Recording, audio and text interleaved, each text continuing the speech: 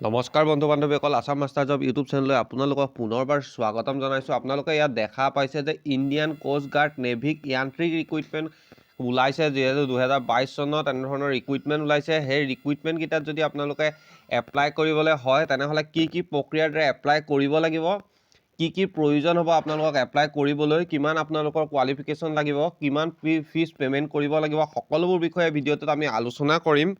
তাৰ আগতে আপোনালোকে ভেকেঞ্চিকেইটাৰ সংখ্যা চাই লওক। 322টা ভেকেঞ্চি খালী হৈছে বুলি কৈছে। সেই ভেকেঞ্চিসমূহত যদি আপোনালোকে এপ্লাই কৰিব বিচাৰে, কেনেধৰণে এপ্লাই কৰিব, সকলোবোৰ বিষয়ে ডিটেইলছত এই ভিডিঅ'টোত আলোচনা কৰিম। কিন্তু তাৰ আগতে আপোনালোকে যদি প্ৰথমবাৰৰ বাবে চেনেলটোত ভিজিট কৰিছে, চেনেলটো প্লিজ ছাবস্ক্ৰাইব কৰি লওক আৰু ছাইডৰ নটিফিকেশ্যন বেলটো ক্লিক কৰি অলত ক্লিক কৰি দিয়ক, যাতে কোনো ধৰণৰ নটিফিকেশ্যন আপোনালোকৰ মিছ নহয়। লগতে যদি তাতোতকৈ সোনকালে আপোনালোকে ইমিডিয়েট সকলোবোৰ তথ্য বা সকলোবোৰ নটিফিকেশ্যন গম পাই থাকিব বিচাৰে, তেনেহ'লে আপোনালোকে হোৱাটছআপ গ্ৰুপৰ সৈতে যোগ হৈ ল'ব পাৰে। যিটো ডেছক্ৰিপশ্যন লিংক দিয়া আছে, ডেছক্ৰিপশ্যনত লিংক দিয়া আছে, তালৈ গৈ পেলাই আপোনালোকে হোৱাটছআপ গ্ৰুপৰ সৈতে যোগাযোগ কৰিব পাৰে বা এড হৈ ল'ব পাৰে। আহক ভিডিঅ'টোত আলোচনা কৰোঁ। ইয়াত আপোনালোকে দেখা পাইছে, ইয়াত যিটো লাষ্ট ডেট দিয়া আছে সেইটো লাষ্ট ডেটৰ বিষয়ে কৈ দিছে। 14 জানুৱাৰী লাষ্ট ডেট হয়। তাৰ আগতে আপোনালোকে এপ্লাই কৰিব লাগিব। ইণ্ডিয়ান কোষ্ট গাৰ্ডত হয় বুলি কৈছে। এমপ্লয়মেণ্ট নটিফিকেশ্যন ওলাইছে, ৰিক্ৰুইটমেণ্ট 322টা ভেকেঞ্চি ইয়াত ধুনীয়াকৈ দি দিছে। আপোনালোকে দেখা পাইছে ডমেষ্টিক ব্ৰাঞ্চ আৰু জেনেৰেল ডিউটিৰ বাবে, লগতে য়ান্ত্ৰিক কোষ্ট গাৰ্ডৰ বাবে যিটো 2 আৰু 2022ৰ বেটছ হয় সেইটোৰ বাবে আপোনালোকৰ ইয়াত নটিফিকেশ্যনটো ৰিলিজ কৰা হৈছে। তাত আপোনালোকে এপ্লাই কৰিব পাৰিব। কেনেধৰণে এপ্লাই কৰিব পাৰিব সকলোবোৰ বিষয়ে ডিটেইলছত আলোচনা কৰা হ'ব। আপোনালোকে খালি ভিডিঅ'টো সম্পূৰ্ণ শেষলৈকে চাই যাওক। ইয়াত আপোনালোকে দেখা পাইছে জেনেৰেল ডিউটিৰ বাবে যিটো নাভিকৰ পোষ্ট আছে সেই পদৰ সংখ্যাটো হৈছে 260 আছে। তাৰপিছত আপোনালোকে দেখা পাইছে ইয়াত আপোনালোকে নেভিকৰ দেখা পাইছে ডমেষ্টিক ব্ৰাঞ্চৰ বাবে 35টা পদ খালী হৈছে। য়ান্ত্ৰিক মেকানিকেলৰ যিটো পদ আছে সেইটোৰ বাবে 13টা খালী হৈছে বুলি কৈছে। তাৰপিছত আপোনালোকে দেখা পাইছে ইয়াত য়ান্ত্ৰিকৰ ইলেক্ট্ৰিকেলৰ পদ যিটো খালী হৈছে সেই পদকেইটাৰ সংখ্যা হৈছে 9টা। তাৰপিছত আপোনালোকে ইয়াত দেখা পাইছে য়ান্ত্ৰিকৰ যিটো ইলেক্ট্ৰনিক্সৰ পদ খালী হৈছে সেই পদটোৰ বাবে পদৰ সংখ্যাটো হৈছে 5টা পদৰ সংখ্যা আছে। এনেধৰণে কৰি আপোনালোকে ইয়াত পদৰ সংখ্যাসমূহ দেখা পাইছে। লগতে আপোনালোকৰ পে স্কেল ভাগকৈ কেনেধৰণে দিয়া হ'ব সেই বিষয়ে ইয়াত কৈ দিছে। আপোনালোকক মই এটা শ্বৰ্ট নটিফিকেশ্যন বা শ্বৰ্ট এটা জানকাৰীহে দিব বিচাৰিছোঁ। আপোনালোকে ইয়াত চাই যাওক। ইয়াত নেভিকৰ যিটো আপোনালোকৰ বেছিক পে' হ'ব সেই বেছিক পে'টো 21,700 টকাকৈ হ'ব বুলি কৈছে। লেভেল 3 আপোনালোকৰ হ'ব, তাৰ উপৰিও আপোনালোকক খৰচ দিয়া হ'ব। তাৰপিছত নেভিক ডমেষ্টিক ব্ৰাঞ্চৰ আপোনালোকে দেখা পাইছে 21,700 টকাকৈ আপোনালোকক দিয়া হ'ব। য়ান্ত্ৰিকৰ যিটো বেছিক পে' আছে সেইটো 29,200 টকাকৈ আপোনালোকক দিয়া হ'ব বুলি কৈছে। পে' লেভেল 5 বুলি কৈছে ইয়াত। এনেধৰণে কৰি আপোনালোকক যিটো পে' স্কেল দিয়া হ'ব, বেছিক স্কেলত পে' কৰা হ'ব বুলি কৈছে। ইলিজিবিলিটি ক্ৰাইটেৰিয়া যিখিনি হ'লেহে আপোনালোকে এই পদটোৰ বাবে এপ্লাই কৰিব পাৰিব। সেই ইলিজিবিলিটি ক্ৰাইটেৰিয়াখিনি আমি ইয়াত চাওঁ আহক। ইয়াত বন্ধু বান্ধৱীসকল ইয়াত আপোনালোকে দেখা পাইছে এজ লিমিট যিটো কৈছে সেই এজ লিমিটটো 18ৰ পৰা 22 বছৰৰ ভিতৰৰ ব্যক্তিয়েহে ইয়াত এপ্লাই কৰিব পাৰিব বুলি কৈছে।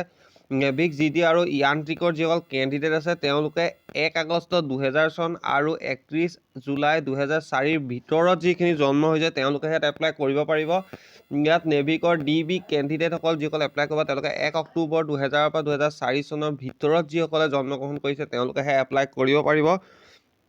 কিন্তু সকলোৰে বাবে যিটো এজ ৰিলেক্সন থাকে সেই এজ ৰিলেক্সনটো ইয়াতো ধৰি দিয়া হৈছে। ইয়াত আপোনালোকে দেখা পাইছে SC আৰু ST কেণ্ডিডেটসকলৰ বাবে 5 বছৰ ইলেকশ্যন ধৰি দিয়া হৈছে। 3 বছৰকৈ ধৰি দিয়া হৈছে। যিসকল OBC MOBC কেণ্ডিডেট আছে তেওঁলোকক 3 বছৰ এক্সট্ৰাকৈ বঢ়াই দিয়া হৈছে। এজ ইলেকশ্যনটো ধৰি দিয়া হৈছে।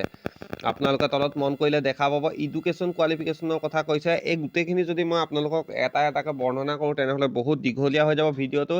সেইবাবে আপোনালোকক মই এটা শ্বৰ্ট নটিফিকেশ্যন দি দিম। কিন্তু তাৰ পৰা আপোনালোকক জনাই দিওঁ যে আপোনালোকে ডেছক্ৰিপশ্যন বক্সত গৈ পেলাই যিটো অৰিজিনেল এডভাৰটাইজমেণ্ট হয় সেই এডভাৰটাইজমেণ্টটো এবাৰ নিজে পঢ়ি ল'ব ইয়াত এপ্লাই কৰাৰ আগতে।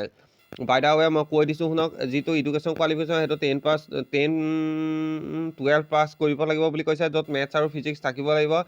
কিন্তু ইয়াত কৈছে যে কাউন্সিল ব'ৰ্ড অফ স্কুল এডুকেশ্যনৰ আণ্ডাৰত হ'ব লাগিব বুলি কৈছে। নেভিকৰো একে আপোনালোকে 10 পাছ কৰিব লাগিব। আপোনালোকে এবাৰ ডিটেইলছত চাই ল'ব।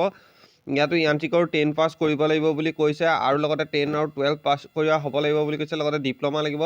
ইয়াত যিটো আপোনালোকৰ এক্সামিনেশ্যন ফিজ আপোনালোকে এক্সামটো দিবৰ বাবে এপ্লাই কৰিব যেতিয়া তেতিয়া ফিজ যিটো দিব লাগিব সেই ফিজটো হৈছে UR আৰু OBCৰ বাবে 250 ৰুপিজকৈ দিব লাগিব। তাৰপিছত SC আৰু ST যিসকল কেণ্ডিডেট আছে তেওঁলোকৰ কোনো ধৰণৰ ফিজ দিব নালাগে।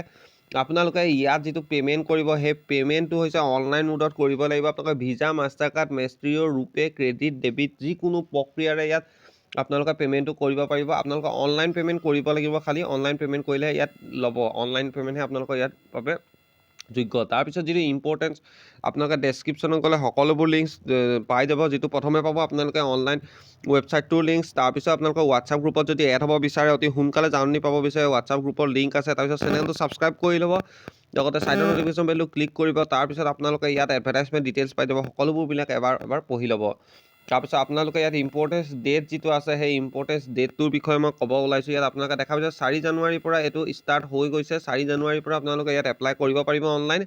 সকলোবোৰ লিংক ডেছক্ৰিপশ্যনৰ তলত আপোনালোকে চেক কৰিলে পাব। আৰু লাষ্ট ডেটটো হৈছে 14 জানুৱাৰী। 14 জানুৱাৰীৰ আগতে আপোনালোকে এপ্লাইসমূহ কৰিব লাগিব। বন্ধু বান্ধৱীসকল, ভিডিঅ'টো চাই কেনে পালে কমেণ্টত জনাব, লগতে ভিডিঅ'টো লাইক কৰক, কমেণ্ট কৰক আৰু শ্বেয়াৰ কৰিবলৈ নাপাহৰিব। লগতে চেনেলটো যদি প্ৰথমবাৰৰ বাবে ভিজিট কৰিছে তেনেহ'লে প্লিজ চেনেলটো ছাবস্ক্ৰাইব কৰক, লগতে ছাইডৰ ন'টিফিকেশ্যন বেলটো অলত ক্লিক কৰি যাওক। ধন্যবাদ।